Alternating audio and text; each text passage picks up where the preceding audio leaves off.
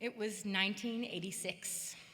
I was a young girl standing in the Smithsonian Museum in Washington, D.C., gazing in rapturous wonderment at a painting of sacred space filled with light. It was Claude Monet's Rouen Cathedral, Sunlight, 1894. Impressionists pushed radical ideas about creativity. They violated the rules of painting in a confined studio to instead paint outside. They cultivated a style that embraced spontaneous, loose brushstrokes, emotional immediacy. They were inclusive of scenes of everyday life and the impression of light. No one had ever done this before. This rebellious group broke off on their own, not caring about the scathing criticism of the rigid establishment art scene. I thought this idea of creative rebels was awesome. But I was 100 years too late to be any part of this art movement. And I wondered to myself, how do art movements even happen in the first place? Little did I know that 3,000 miles away, Larry Harvey was about to set fire to one on Baker Beach. It was an improbable truth. If some vaguely informed oracle at that moment took me aside back then and told me as a young aspiring artist, Kate Raudenbush, at this very moment, your life's greatest artistic muse is in San Francisco. He's a chain-smoking bohemian intellectual about to start a lifelong obsession of building stick figure statues in the sand. Then I might have become an accountant. But I loved art, yeah, and I would not be deterred. I knew that creativity was one of humanity's greatest gifts. It informs, challenges, and celebrates the very identity of our species. And when done really well, it can change the way we see the world. Because it affects us and connects us viscerally, intellectually, and spiritually. And that can change consciousness. And when you change consciousness, you can change the world.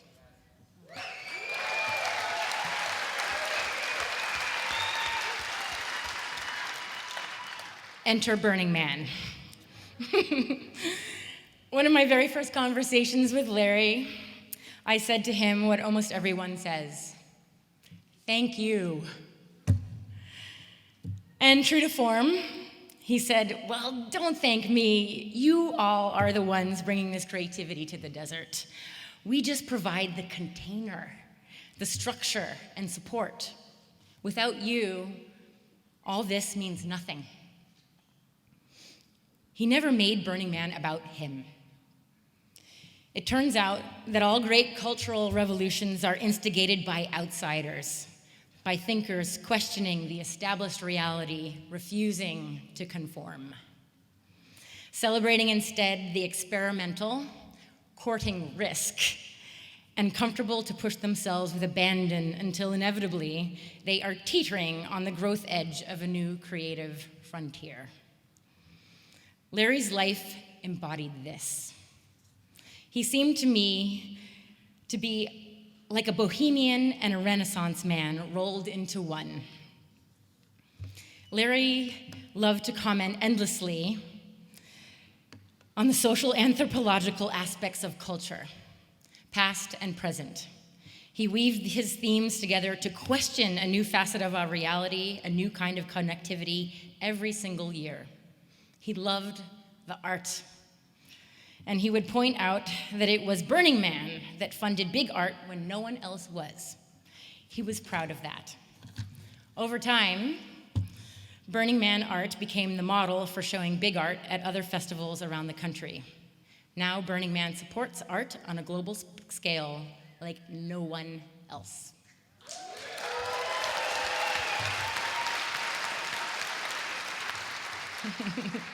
My friends, Larry knew damn well the hard work it took to fill that colossal landscape with equally colossal art. Big art takes courage and tenacity.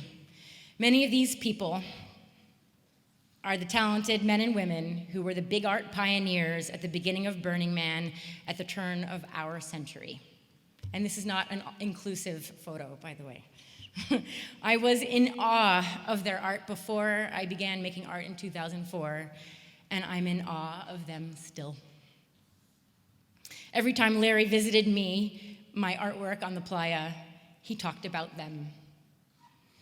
When art was being created back then, 15, 20 years ago or more, it was as if Larry offered us the ultimate creative dare. It was really hard, and we supported each other. We definitely weren't doing this as a career move for exposure. There wasn't that much media exposure at all. We were doing it purely for the love of our creative culture. Yeah. And let me tell you, he knew the logistics of making art on a Salvador Dali landscape within a Mad Max sandstorm was insane. It was financial suicide, and at times, a personal relationship shredding machine. Yes. 2 breakups for me over the phone. Okay. Okay. Despite all our creative invention, we were routinely derided by the established art world, like many art movements before us. But to us, and to him, this was the ultimate tabula rasa, the ultimate creative challenge, the ultimate way to contribute to something larger than ourselves. We were obsessed. We wanted to blow people's minds. We wanted to resonate with the richness of invention growing in the middle of nowhere. And what were we artists inspired by? The container of possibility shaped by Burning Man and Larry Harvey's themes. That was the catalyst. That was the dare. His themes created a collective consciousness throughout the community and the event. Larry set the intention. If it wasn't for his ethos of 10 principles, his philosophical ideas, and the risk that Burning Man embraced by supporting no-name artists, I don't think I would have ever made the artwork that came through me. Larry inspired me to make art through allegory, art that questioned and elevated our human experience, as he did. It became, for me, like a spiritual practice. Every artwork that I made in dialogue with his ideas. I'm gonna miss that conversation.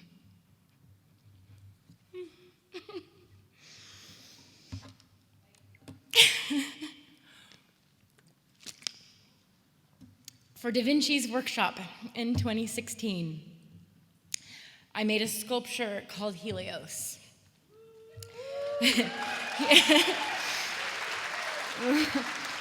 Helios was inspired by Da Vinci's Vitruvian Man drawing as a gesture of self-empowerment.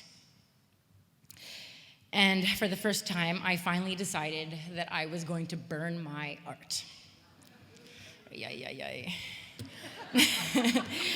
On the night we were to open the sculpture, Larry appeared spontaneously, as he always did, and hatless. My crew gave him the full hassle for breaking the boundary line because they didn't recognize him without the hat. He was so amused. We stood at the center of the artwork. He told me that this was probably the best work I had ever made.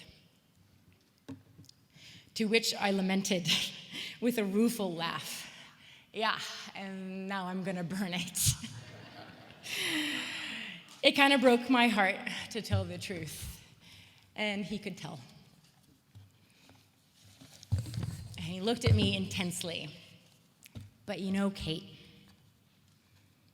he said with sparkling eyes, In the end, this is a conduit for ritual, for shared experience. That is its purpose. It doesn't have to stay in the physical world forever. Its power is in the now, in the connection of people. The sculpture's purpose is to empower others. The fact that he understood it gave me peace. Looking back, I knew he understood this artwork because that is exactly the reason why he worked so hard to hold Burning Man so sacred all of these years. It is a conduit and a catalyst for creative and social change. It empowers people. It changes the way we see things. And in its best moments, its communal expression gives us hope for humanity. That's true. It's true. We need that now. We need it. Because as Larry knew, when you change consciousness, you can change the world.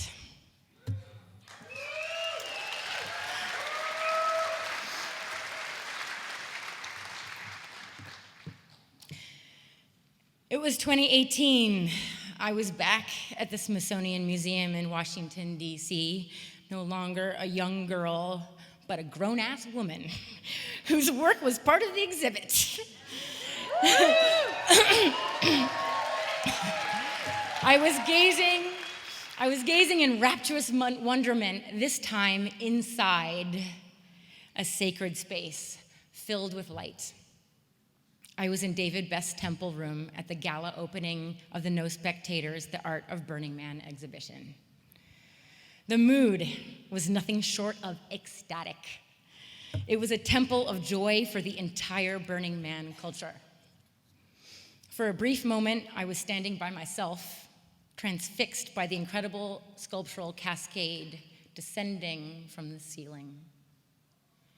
When I saw Larry Harvey across the room, improbably standing alone, gazing in rapturous wonderment at the exact same thing. I crossed over to him, sharing in the amazement of the exaltation of our shared culture. I have never seen him so happy and so proud. "Larry," I squealed, "look what we all made together. We did it." And he just looked at me, both of us grinning ear to ear, and he grabbed me by both shoulders, and he just said, "Oh, you." And he kissed me on the cheek, and he gave me that awesome smile, and then he was off, surrounded by love and joy. And that was the last moment I had with that amazing man.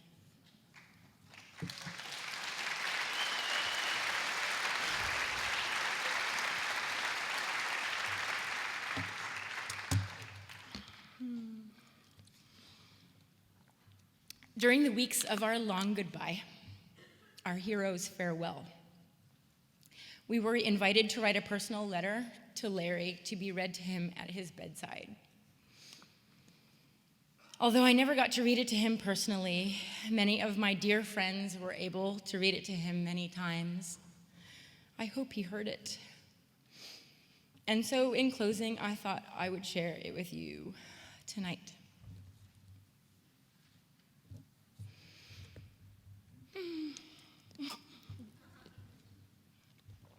This is going to stop me from crying, hopefully. But hold on. Okay. Dear Larry, oh, for a muse of fire that would ascend the brightest heaven of invention. I'm thinking of you, Larry Harvey, and holding you in my heart and mind. You are the greatest artist muse I could have ever dreamed of. A conductor of a mad symphony of misfit artists, daring us to all sing our own songs in resonance with your wild ideas. Each note played a cacophony of fiery brilliance, absurdity, profound and profane insight, humbling sacredness, and personal reinvention. A crescendo of community bonded through your grand experiment, sealed by fire, shared struggle, and breathtaking creative invention. Through the dust, we discovered families we never knew we needed or could have hoped for. And we discovered ourselves. Thank you for instigating this ritual, this culture, this creative path. I will never be the same, but better, because of you. Thank you for always visiting me at my sculptures at the exact perfect time with encouragement and insights and kindness. Thank you for your outrageous wit and for showing me the view through your window on humanity. You, more than anyone, shaped my art as an allegory, a song, like a call and response spiritual. Thank you for seeing me and for taking my art seriously. Thank you for our long, heart-centered talk about creativity at the National Arts Club in New York. Thank you for our hilarious afternoon hanging out at your place, walking through your park, our laughter over many dinners, with you holding forth in an unending stream of wit and Olympic-level non-sequiturs. You are both real and surreal. It was so wonderful to see you so happy and appreciated and loved at the No Spectators opening at the Renwick. You, the iconoclastic catalyst, spinning at the center of the culture you helped instigate. Look what we made together. What a crescendo of life for all of us. Chief Philosophic Officer, evolutionary, revolutionary, muse of fire, friend, mentor. You are so loved. I am grateful to the core of my being for you. Through forever and back, Kate.